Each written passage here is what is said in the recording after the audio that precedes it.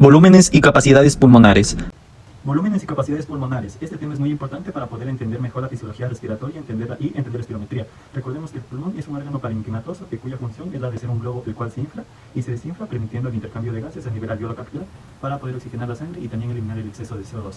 Pero este pulmón no se desinfla o se infla por completo durante las respiraciones, sino que maneja distintos volúmenes. Esta gráfica representa en el eje vertical el volumen y el eje horizontal el tiempo. Entonces, si una persona normalmente está respirando en reposo, o es decir, hablando o estar durmiendo, manejamos volúmenes de solamente 500 mililitros. Esto sería una inspiración y esto una expiración. Y eso se llama volumen corriente, que apenas equivale a 500 mililitros, que utilizamos cotidianamente. Pero si nosotros quisiéramos inspirar lo más que podamos, por ejemplo, al querernos meter bajo la piscina y bucear, tomamos todo el aire que podemos. Ese volumen se llama volumen de reserva inspiratoria, que equivale a unos 3000 mililitros. O sea, es mucho más que el volumen corriente y este permite tomar esa gran bocanada de aire para aguantar más tiempo. Después, bajo los 500, tenemos el volumen de reserva inspiratoria, que sería lo contrario. Después de lo que normalmente exhalamos, ese poquito más que podríamos exhalar, ya casi para quedarnos sin oxígeno, sería este de aquí, que equivale a 1100 mililitros. Y finalmente el volumen residual, que este de acá no podemos acceder. Este volumen da la forma a los pulmones y siempre está ahí. Y que solamente lo perdemos al momento de morir. Y equivale a unos 1200 mililitros. Las capacidades son el resultado de la suma de los volúmenes, y como tenemos 4 volúmenes, vamos a tener también 4 capacidades, que son la capacidad inspiratoria, que resulta de la suma del volumen corriente más el volumen de reserva inspiratoria, equivalente a 3500 mililitros. Otra capacidad es la residual funcional, que es la suma del volumen de reserva expiratoria más el volumen de residual, equivalente a 2300 mililitros. La otra y la más importante es la capacidad vital, que es la capacidad que el pulmón máxima de la persona viva, es decir, el volumen que nosotros podemos manejar voluntariamente, que serían las 3 de arriba: la reserva inspiratoria, la corriente y la reserva expiratoria, que sumadas dan 4600 mililitros, que es lo que nosotros voluntariamente podemos mover de aire en nuestros pulmones. Y si sumamos estas 3 más el volumen residual, sería la capacidad pulmonar total, la cual no podemos mover en su totalidad, pero sería el volumen que se puede caber en un pulmón, que sería de 5800 mililitros. También existen otros volúmenes, como el volumen respiratorio minuto, que es la frecuencia cardíaca por el volumen corriente, lo cual normalmente son de 6 litros por minuto, y el espacio muerto, el cual es el aire que ingresa pero no hace el intercambio. Esto de que existe espacio muerto alveolar, anatómico y fisiológico, y normalmente es de 4.2 litros por minuto. La espirometría. La espirometría es una prueba más sencilla que valora la mecánica ventilatoria. Es el estudio ventilatorio pulmonar mediante el registro del movimiento del pulmón, del aire que entra y que sale de estos, los cuales dependerá del calibre de los bronquios, propiedades elásticas del tórax y pulmones y la integridad de los músculos ventilatorios. Se lleva a cabo utilizando el espirómetro, un dispositivo especial que registra la cantidad de aire de un sujeto cuando inhala o exhala, así como la velocidad en la cual dicho aire es desplazado hacia afuera o hacia dentro de los pulmones. El espirómetro da un espirograma, el cual es un trazo que registra el volumen con relación al tiempo, en donde en el eje Y representa el volumen en litros y en el eje X representa el tiempo en segundos. Medidas importantes en el desempeño ventilatorio. Hay ciertas enfermedades o condiciones que afectan la velocidad a la cual el aire puede moverse a través de los pulmones, que son catalogadas como enfermedades obstructivas. También la capacidad de los pulmones para expandirse son catalogadas como enfermedades restrictivas. Y el espirograma revela tanto la velocidad y el flujo de aire y el volumen de aire desplazado. Estos estudios pueden identificar aquellos individuos que tengan dichas enfermedades o condiciones, Las cuales se pueden determinar mediante 3 mediciones obtenidas por la espirometría, las cuales son la capacidad vital forzada, el volumen expiratorio forzado en un segundo y el cociente del volumen expiratorio forzado en un segundo entre la capacidad vital forzada. La capacidad forzada es el volumen total de aire exhalado después de una maniobra expiratoria forzada, el cual es el acto de exhalar tan fuerte y rápido como sea posible, después de una inspiración máxima. El volumen expiratorio forzado en un segundo es la cantidad de aire que una persona expulsa durante el primer segundo de una maniobra expiratoria forzada. Y el coeficiente de estos de aquí se obtiene con el volumen expiratorio forzado en un segundo entre la capacidad vital forzada. Y este de aquí nos permite determinar si el patrón es obstructivo, restrictivo o normal. Hablamos de una capacidad vital forzada y de un volumen expiratorio forzado en 1 segundos normales cuando estas de aquí superan el 80%. Y hablamos cuando el coeficiente supera el 70%. Hablamos de un patrón obstructivo cuando el coeficiente y el volumen expiratorio forzado en un minuto están por debajo de los valores normales, pero la capacidad vital está superior al valor normal. Hablamos de una enfermedad restrictiva cuando el coeficiente está en un valor normal pero el volumen expiratorio forzado y la capacidad vital están por debajo de los valores normales. Y hablamos de un patrón mixto cuando las tres variables se encuentran por debajo de sus valores normales, y cuando hablamos de un patrón normal es cuando las tres están sobre sus valores normales. Antes de realizar el examen de la espirometría, se recomienda que se siente en una silla cómoda con sus pies apoyados completamente sobre el suelo, y se le podría solicitar que retire sus prótesis dentales. También se les aconseja seguir las instrucciones exactamente del médico.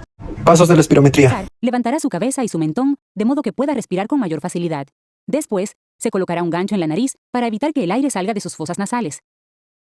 Luego, tomará un respiro profundo, llenando completamente sus pulmones con aire y reteniéndolo. Usted colocará el dispositivo bucal del espirómetro entre sus dientes y cerrará fuertemente sus labios alrededor de él. Finalmente, usted expulsará el aire fuera de sus pulmones tan fuerte y rápidamente como pueda, continuando respirando hasta que su cuidador le diga que se detenga. Si es un adulto, usted soplará durante al menos 6 segundos. Los niños de 10 años y menos soplarán durante 3 segundos. Usted necesitará realizar un examen de espirometría correctamente 3 veces para obtener resultados precisos.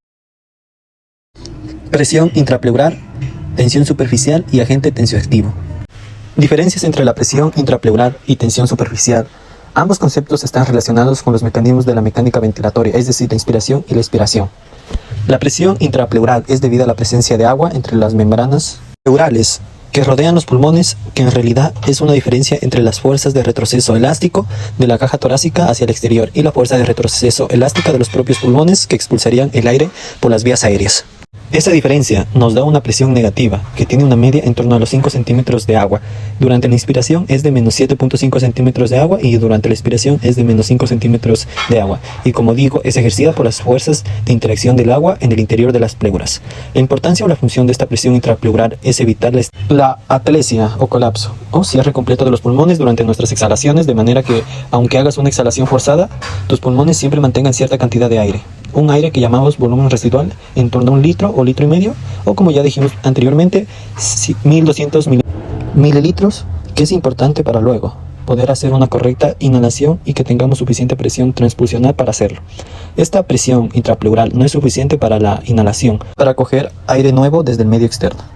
La tensión superficial, sin embargo, es debida a la presencia de agua, pero en este caso en el interior de los alvéolos en contacto con los neumocitos tipo 1. Este agua es necesaria para que no se sequen esas células, porque una célula viva no puede estar en contacto con el aire. Dentro del alvéolo, lo que sucede cuando el agua está en contacto con el aire es que tenemos aquí una tensión superficial, que es la fuerza debida a la interacción de las partículas de agua con el aire, y es la misma fuerza responsable de que los insectos caminen por encima del agua. Según la ley de Laplace, se genera una presión en 2 veces esta tensión superficial sobre el radio, lo que quiere decir que es inversamente proporcional al radio. Esto dice que nos está generando una presión, una fuerza que es la fuerza de retroceso elástico de expulsión del aire por las vías aéreas, pero que va a hacer que los alvéolos de pequeño tamaño pudiesen llegar a colapsar. Podríamos añadir que la presencia de moléculas de surfactante es un tensioactivo que va a disminuir esta tensión superficial de manera que va a evitar ese exceso o retroceso elástico. Por lo tanto, la tensión superficial es una fuerza de salida del aire ejercida por la presencia de agua, mientras que la presión intrapleural es presencia de agua en las pleuras y evita el vaciado. Factor tensioactivo.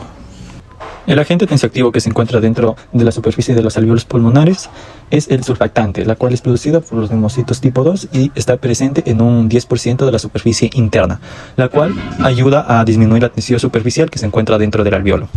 Esto lo hace por su composición, debido a que este de aquí está compuesto por algunos iones, fosfolípidos y proteínas como apoliproteínas.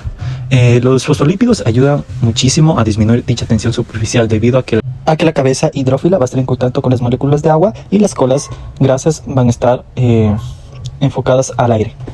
Esta de aquí ayuda a aumentar la capa de agua debido a que si hay una mayor capa de agua va a haber una menor tensión superficial, pero si esta capa de agua es más fina va a haber una mayor tensión superficial debido a que las moléculas van a tender a atraerse con mayor intensidad, por ende aumentando la presión alveolar, produciendo o pudiendo producir un colapso alveolar. Oximetría de pulso. La oximetría de pulso es un método no invasivo que permite la estimación de la saturación de oxígeno de la hemoglobina arterial y también vigilia la frecuencia cardíaca y la amplitud de pulso. La presión parcial de oxígeno disuelto en la sangre arterial se denomina PaO2 y el porcentaje de saturación de oxígeno unido a la hemoglobina en la sangre arterial se denomina SaO2, y cuando mide esta por un oxímetro de pulso, este valor se denomina SpO2. Para la determinación de la saturación de hemoglobina arterial con el oxígeno, el oxímetro de pulso usa la espectrofotometría basada en que la oxihemoglobina o hemoglobina oxigenada y la desoxihemoglobina o hemoglobina reducida absorben y transmiten determinadas longitudes de ondas de espesor luminoso para la luz roja, las cuales oscilan entre 640 a 660 nm, y la luz infrarroja, que oscila entre 910 a 940 nm.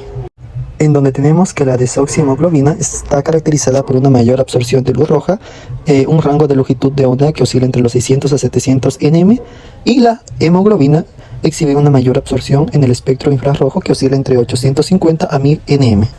Situaciones que afectan la exactitud de las mediciones en los oxímetros de pulso: movimiento, baja perfusión, pigmentación de piel y pintura de uñas, interferencia electromagnética, interferencia de la luz ambiental y variantes de hemoglobinas. Dentro de estas variantes tenemos a la carboxihemoglobina, que a mayor presencia de esta molécula en la sangre sobreestima los valores de oxigenación arterial, porque la carboxihemoglobina absorbe la luz roja en un grado similar a la desoxihemoglobina, la cual oscila entre 572 nm, por lo cual al incrementar 1% de la saturación del oxígeno por cada 1% de carboxihemoglobina circulante. Otra variante es la metahemoglobina, la cual su presencia es normalmente menor al 1% y no da problemas, pero en intoxicaciones por sulfonamidas, uso de anestésicos, óxido nítrico y derivados artificiales puede elevarse, causando alteración de la lectura, porque la metahemoglobina absorbe la luz en forma similar a la desoxihemoglobina, lo cual no puede ser discriminado por el microprocesador del oxímetro.